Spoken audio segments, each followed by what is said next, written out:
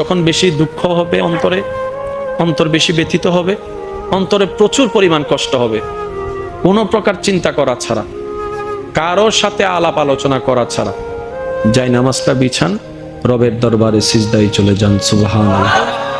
চোখটা বন্ধ করেন, চোখের পানি ছাড়তে থাকেন, মন হালকা হতে থাকবে, সিজদায় রবকে বলতে থাকেন, যা বলার বলতে থাকেন, যেভাবে বলার বলতে থাকেন।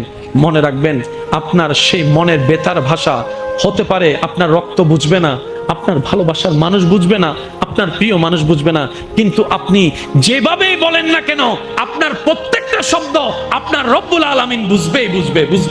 সুবহানাল্লাহ। আপনি যখন ওনাকে দুঃখের কথা বলবেন, উনি আপনার দুঃখটাকে হালকা করে দিবে।